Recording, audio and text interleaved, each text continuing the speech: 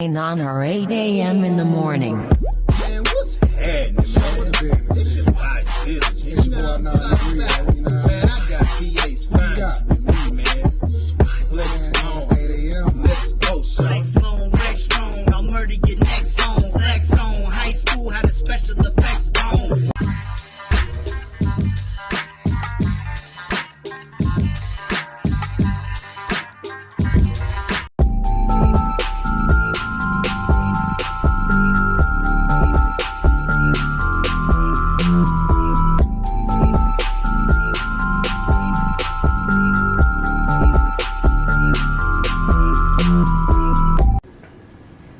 Yo, what's good, y'all? No Mercy, Trap New York shit, NoMercyTV.com, all that good stuff.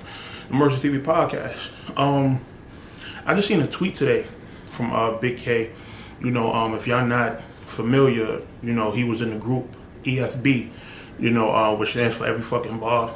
It was originally started out Rum Nitty and Geechee Gotti, and after Geechee beat Bigg K on Mass 5, then, you know, Bigg K became a part of the group, and afterwards Wess became a part. And we got a tweet today from Bigg K pretty much saying that he's leaving the group, you know, and I found this interesting. You know, y'all can see the screenshot posted here, but he pretty much left because of Wess in 40 Cal's episode on Math Hoffa's Expert Opinion show. Now, I hadn't seen the episode, you know. I went after I seen Bigg K's tweet, and, you know, I wanted to see the episode. You know, first of all, I don't think Bigg K should have been in a battle rap group anyway. You know, he's one of those guys that, you know, he's not trying to be friendly with nobody in battle rap. So, you know, it was shocking to me that, you know, he would even be in a battle rap group as somebody who is so anti that. You understand what I'm saying? Anti being friends and, you know, stuff like that in battle rap. So I don't think he should have been in one in the first place. You know, so I think this is a good move regardless. But I went and watched the episode, at least the segment where, you know, the whole paperwork and, you know, Adi Boom situation is being brought up. And I understand why. You know, I understand why he left. Because, you know, Wess just pretty much sat there and discredited the whole thing, you know, and when I'm watching, you know, a lot of the examples and analogies and stuff that was being used wasn't even, you know, adding up. You got, you know, people like Mav saying he hadn't seen it. It's the paperwork, and it's like, yo, by now, everybody should have seen that paperwork. Everybody, you understand? And it's clear as day what happened.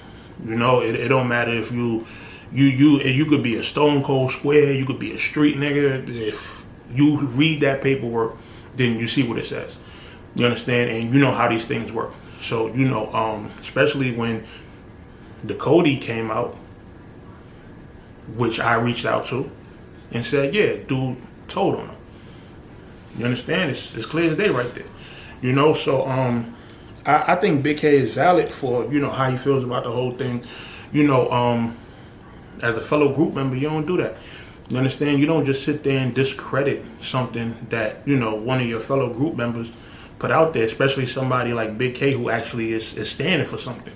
You know, if he's choosing to take the stand against people who tell and stuff like that, then as a fellow group member, you don't sit there and, you know, go against that. Like, this is, you know, to some people it might just be battle rap, but for a lot of people it's really serious. And somebody who really comes from like a jail, prison background is going to feel a way about this.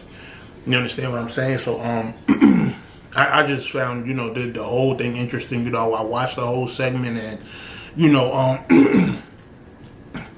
Misfit, she didn't really say too much.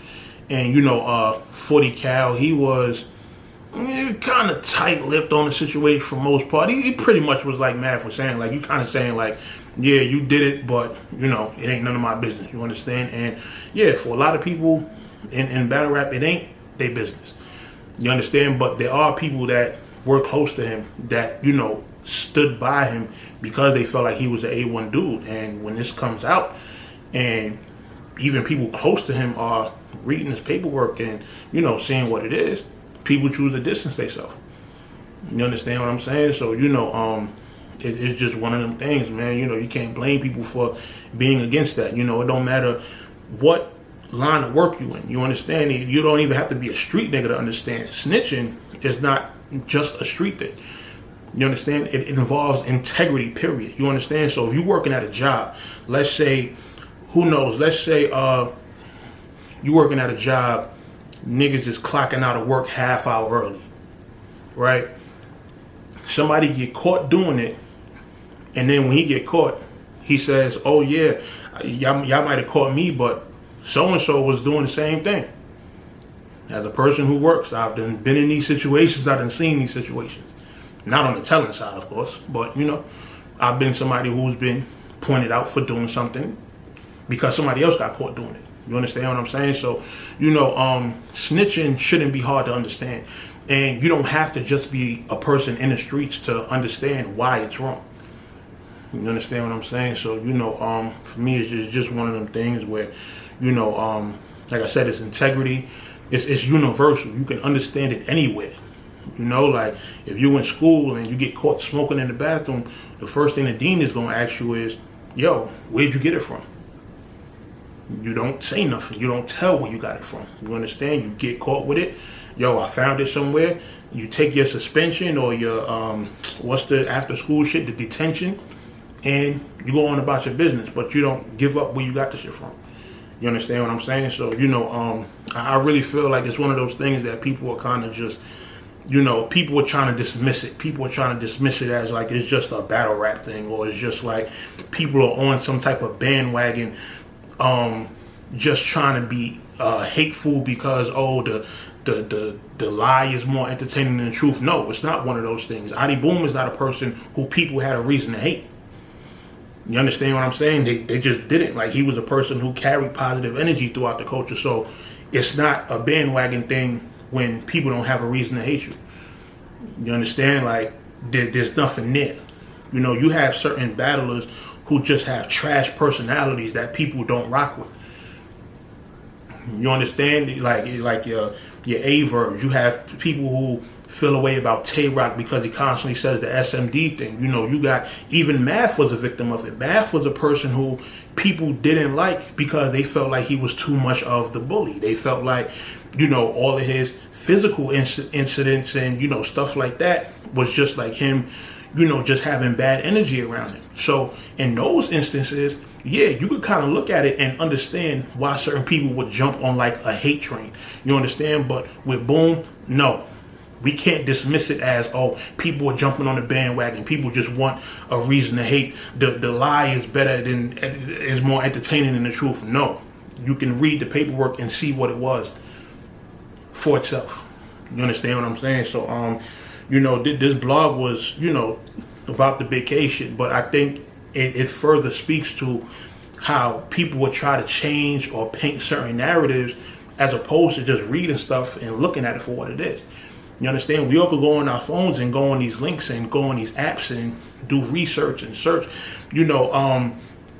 Back in the day, you had to go to the library to do research. You had to, reserve your time on the computer, print out papers and stuff like that. Now, you can literally look on your phone. It takes you 5 seconds to go and look at somebody's paperwork.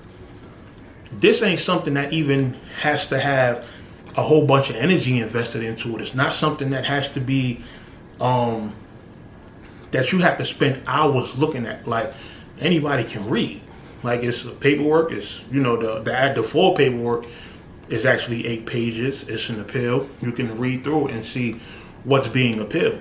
You understand? And if you understand how appeals work and you understand what an appeal is for, and then you look at what's being presented in the appeal and the things that they're appealing, you'll understand that this is all factual information.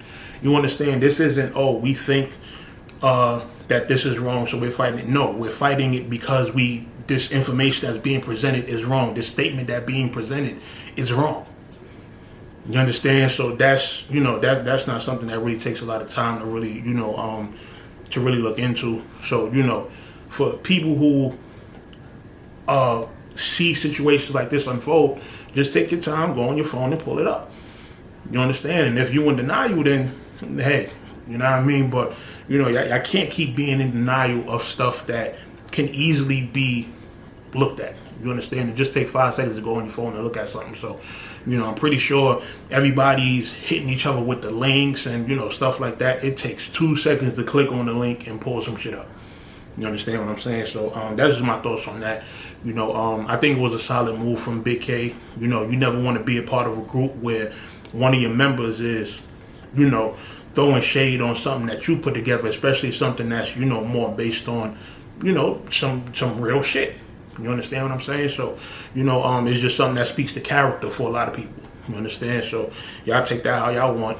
No Mercy. Trap New York shit. NoMercyTV.com. That's my thoughts on that. Y'all let me know what y'all think in the comments.